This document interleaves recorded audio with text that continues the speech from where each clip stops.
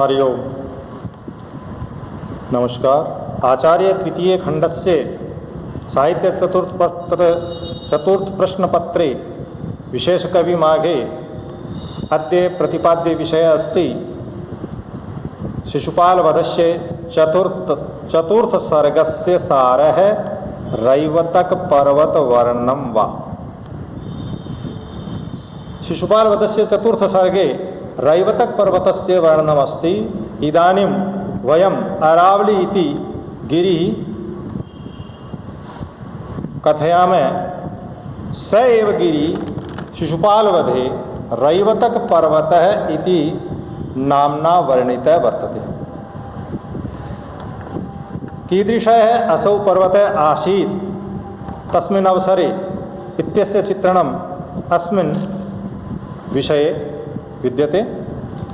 विद्यावैदुष्ये समलंकृतेषु कविप्रवरेषु स्वनामधन्योऽयं संस्कृतसाहित्याकाशे देदीप्यमानः अम्बरमणिरिव कविवरः महाकविः माघः राराजति।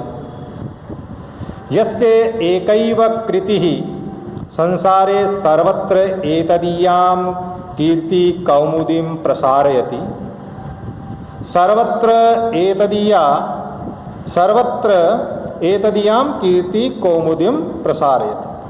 कविप्रतिभा समुत्थेऽस्मिन् महाकाव्ये वर्णनीय कथानके रैवतक पर्वत वर्णनम् अतीव रमणीयं विभाति च।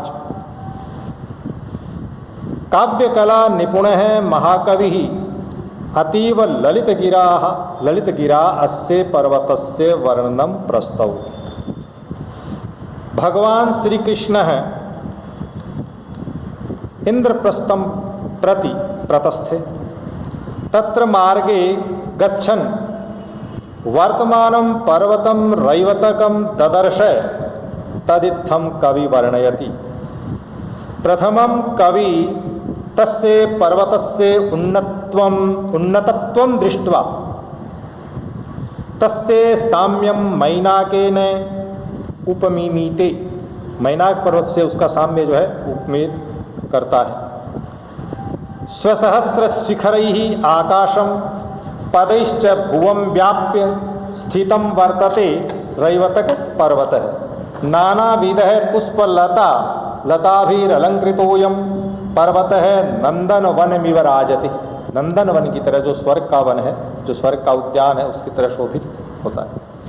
प्रकाशमाना सूर्यकांतादिमणयः सर्वत्र राजन्ते। कुत्र? रैवतक पर्वते। इत्थं परम सौंदर्यशालिनं पर्वतं दृष्ट्वा विस्मिताननं भगवन्तं कृष्णं प्रति पुनः तस्यैव सौंदर्यं सारथी दारुकः एवं प्रस्तौति। दारुकः श्रीकृष्णस्य सारथेः नाम आसीत्। अत्र कविनिबद्ध वक्ता दारुकः रैवतकं तथा वर्णयति यथा कविरयं विद्वद्भिः घण्टामाघैरित्युपाधिना विभूषितः अभवत्। अस्य पद्यमेकमायाति। चतुर्थ सर्गे विंशः पद्यमस्ति। तत्र पुष्पिताग्र छन्दः वर्तते। पद्येऽस्मिन् पुष्पिताग्र नामधेयं छन्दः वर्तते। तच्छन्द गेयमस्ति यथा उदयति विततोर्ध्वरश्मिरज्जा वहिमरुचौ हिमधाम्नि याति चास्तं वहति गिरिरयं विलम्बि घण्टा द्वयपरिवारितवारणेन्द्रलीला। यथा हिन्द्यामपि शृण्वन्तु भवन्तः तत्र अस्यैव हिंदी अनुवादः। ऊपर फेंक किरण रसी को उदित अस्त होते रविचंद्र गिरिशोभा धारण करते जूं लटक रहे घंटों से करेंद्र। अर्थात रैवतक पर्वत है घंटाद्वय शोभित गजराज सादृश्यम वहति। अत्र कवि निदर्शनालंकारस्य अनुपमां छटां प्रदर्शयति। स्वर्णिम भूमि शोभितोयं रैवतकः पर्वतः स्वशिखरेभ्ये पततां निर्झराणाम् उपरि उद्गतैः जलबिंदुभिः देवांगनानां शरीर संतापम शमयति, शरीर के कष्ट को, संताप को, विरह को संतप्त करता है। अत्र जले एकतः स्फटिकमणि कांत्या अपरतश्च नीलमणि कांत्या गंगा यमुनयोः संगमवत् एतदीयो जलाशयः शोभते। इनके जलाशय में एक तरफ स्फटिक मणि की तरह जो है जल जो है सफ़ेद गंगा नदी की तरह सफ़ेद बह रहा है, दूसरी तरफ जो है वो नीलमणि की तरह नीले जल जो है उसका प्रवाहमान दिखाई दे रहा है, स्थिर दिखाई दे रहा है, जो कि यमुना की शोभा को धारण करता है। एकतः स्वर्णमय्या अपरतश्च रजतमय्या भित्या अयम पर्वत भस्मधारिणा नेत्रात् अग्निकण वर्षिणा च शिवेन समताम एति, समता को प्राप्त करता है।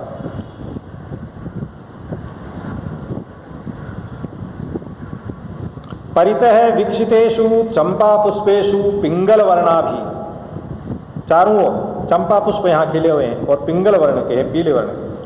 कनकमयी भी भित्ति भी उपेतेन सुमेरु पर्वतेन तुल्येन पर्वतानेन भारतम इलावृत्तमेव प्रतिभाति। सुमेरु पर्वत स्वर्ण का माना जाता है और उसके चारों ओर पीले वर्ण की क्या हो, कनकमयी भी, सोने की उसकी दीवारें अर्थात सोने का वो वर्ण का पर्वत और चंपा पुष्प जिसके चारों ओर खिले हुए हैं। इस प्रकार के सुमेरु पर्वत ये रैवतक में ये चंपा खिले हुए, चंपा के पुष्प जो हैं विकसित हैं और पिंगल वर्ण वाली कनक लताएँ हैं, कनक स्वर्ण लता के समान बेलें हैं और उनसे युक्त यह सुमेरु पर्वत की शोभा को धारण करता है। सुमेरु पर्वत चूँकि स्वयं सोने का है और ये पर्वत इस प्रकार के लता और पुष्पों से इस प्रकार के आभा को धारण करता है। तो इलावृत्तमेव प्रतिभाति, इलावृत्त के ये जो इलायची के वृक्ष हैं उनसे घिरे हुए की तरह ये शोभित होता है। अत्र कंबल मृगाः विचरन्ति, ये काले मृग भी यहाँ विचरण कर रहे हैं जिनके गले में कंबल है। सहस्त्रिकाः सिद्धा विहरन्ति, सिद्ध एक जाति विशेष होती है, उन्हीं विशेष होती है और स्त्री सहित वो विहार यहाँ पर करते हैं। रात्रौ औषधे विद्योत्तन्ते प्रकाशित होती हैं, रात्रि में औषधियाँ जो चमकती हैं, जैसे वो संजीवनी आदि जो औषधियाँ हैं वैसी औषधियाँ यहाँ पर चमकने वाली हैं। पुष्पितान कदम्बान आंदोलयन्तः शीतल मंद सुगंध वायवः वहन्ति, यहाँ का जो वायु है वो शीतल मंद और सुगंध है। और यहाँ पुष्पित जिस पर पुष्प आए इस प्रकार के कदम के वृक्ष जो है वो भी शोभित होते हैं। कदम के वृक्षों पर लाल फूल आते हैं। किन्नराणाम विहार स्थलीयम, जो किन्नर है किंचित नर है, शेष जो उनका शरीर है वो अश्व का है, मुख अश्व का है और शेष नर का है। इस प्रकार के किन्नर भी यहाँ विचरण करते हैं। अत्र चमरी मृग्य विशालकायाः गजाश्च विचरन्ति, विशालकाय चमरी गायें और विशाल हाथी भी यहाँ पर विचरण करते हैं। एतदतिरिक्तम अत्र मैत्र्यादि चतस्त्रीणां वृत्तीनां ज्ञातारः निर्मलान्तःकरणा अविद्यादि पंचक्लेशान् त्यक्त्वा लब्ध सैबीज योगाः सन्तः सत्त्वपुरुषान्यतया ख्यातिं च अधिगम्य तामपि निरोद्धुं तत्परा समाधिवन्तः बहवः योगिनो निवसन्ति। यहाँ अनेक प्रकार के योगी जो है वो योग साधना में निरत हैं, जो सत्व गुण प्रधान है। इस प्रकार के योगी सैकड़ों की संख्या में इन पर्वतों की गुहाओं में, कंदराओं में यहाँ ये साधना करते हैं। तो कवि लिखते हैं, मैत्र्यादि चित्त परिकर्म विदो विधाय, ये अभी भी जो भाव बताया था, योगियों का स्वरूप बताया था, वो चौथे के 55वें श्लोक में आ रहे हैं। मैत्र्यादि चित्त परिकर्म विदो विधाय क्लेश प्रहाण मिहलाब्ध सबीज योगा ख्यातिं च सत्त्वपुरुषान्यतयाधिगम्य वाञ्छन्ति तामपि समाधिभृतो निरोद्धुम्। एवं चायम रैवतकः पर्वतः न केवला भोग भूमि एव अपितु मोक्ष भूम्यप्यस्ति, यानी ये सिद्धों के लिए, किन्नरों के लिए, देवांगनाओं के लिए, इन लोगों के लिए भोग भूमि है, लेकिन साधकों के लिए, योगियों के लिए ये योग भूमि भी है। और जो इस मनोहर दृश्य को देखने के लिए पर्यटन करने आते हैं उनके लिए भी ये मनोरम है। तो कहते हैं कि एवं चायम रैवतक है पर्वत है न केवला भोग भूमि ही एव अपितु मोक्ष भूमिरप्यस्ति अत्र सदा सर्वर्तवः स्वाम स्वाम शोभाम प्रदर्शयन्ति। सभी ऋतुएं जो हैं अपनी अपनी शोभा को प्रदर्शित करते हैं। अत्र अतः अत्र न कंचित शीतोष्ण द्वंद्वम सहते तदुक्तम। तो ये भी चौथे के 64वां श्लोक है, वसंत दिल का यहाँ भी छंद है। प्रालेयसीतमचलेश्वरमेश्वरोऽपि सांद्रेभचर्मवसनावरणोऽधिशेते सर्वार्तु निर्वृतिकरे निवसन्नुपैति न द्वन्द्वदुःखमिह कंचिद किंचनोपि। तो यहाँ ये रैवतक पर्वत के और भी बहुत भव्य भव्य इसमें पद्य आए हैं। एक जगह वो कहते हैं कि नदियाँ जो हैं रैवतक पर्वत से सैकड़ों नदियाँ निकलती हैं, पर्वतीय नदियाँ, ये जो मौसमी नदी हैं वो भी वर्षा ऋतु वाली भी हैं और लंबी चलने वाली भी नदियाँ वहाँ से निकलती हैं। तो जब नदियाँ प्रातःकाल जा रही हैं अपने पति समुद्र से मिलने के लिए, क्योंकि नदी का अंतिम जो स्थान है वो समुद्र होता है, वहाँ जाके मिलती है, निकलती कहाँ से है? रैवतक से।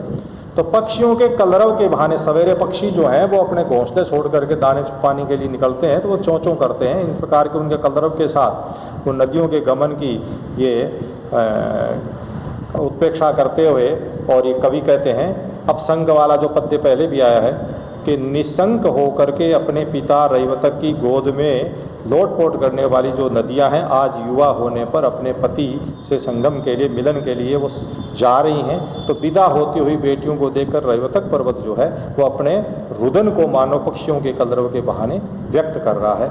इस प्रकार का इस रैवतक का सुंदर भव्य विवेचन इन्होंने किया है और 6 ऋतुओं की यहाँ पर इन्होंने उपस्थिति बताई। रैवतक पर एक श्रृंखला का नाम है, एक पर्वत के शिखर का नाम नहीं है, एक श्रृंखला है लंबी चौड़ी, जो कि गुजरात के गिरनार से चल करके दक्षिण पूर्वी राजस्थान से होती हुई अलवर जिले के से निकल करके हरियाणा के महेंद्रगढ़ के पास जाकर के समाप्त होती है। चूँकि द्वारकापुरी से जब इंद्रप्रस्थ की तरफ जा रहे हैं, दिल्ली के पड़ोस में इंद्रप्रस्थ था, कुछ लोग कहते हैं दिल्ली ही इंद्रप्रस्थ था, तो इस क्षेत्र का आवागमन का जो रास्ता था वो वही था। तो कृष्ण उधर से ही निकल रहे हैं, तो उस दृश्य का वर्णन इसमें किया गया है। और चूँकि माँ राजस्थान के कवि रहे हैं, राजस्थान में जन्मभूमि उनकी रही है, तो वो जाहिर है उन्होंने ये सारा आंखों देखा है। तो उस पर्वत की शोभा का वर्णन करते हुए एक जगह तो वो यहाँ कृष्ण की लालसा देख करके, और कवि कल्पना करता है कि कृष्ण ने इस पर्वत को न जाने अब से कितनी बार देखा, क्योंकि इंद्रप्रस्थ की तरफ उनका आवागमन द्वारका से बार बार होता रहा है, हस्तिनापुर की तरफ भी वो आते जाते रहे, तो इस पर्वत से होकर के गुजरे हैं, तो न जाने कितनी बार अब तक देखा, हर बार वो नया नजर आता है।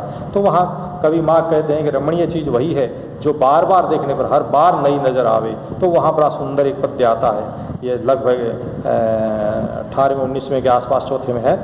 दृष्टोपि शैलस्य मुहुर्मुरारेरपूर्ववद् विस्मयमाततान क्षणे क्षणे यन्नवतामुपैति तदेव रूपम रमणीयतायाः। हिंदी पद्यानुवाद अत्र। देखा हुआ था गिरि कृष्ण काये अपूर्व शोभित फिर आज होता, प्रत्येक क्षण जो नव रूप लेवे रमणीयता का वही रूप होता। तो ये है गिरि पर्वत जो रैवतक है, उसकी अनुपम सौंदर्य का चित्रण महाकवि माघ ने किया है। ये बिंदु पाठ्य यहीं समाप्त होता है। धन्यवाद।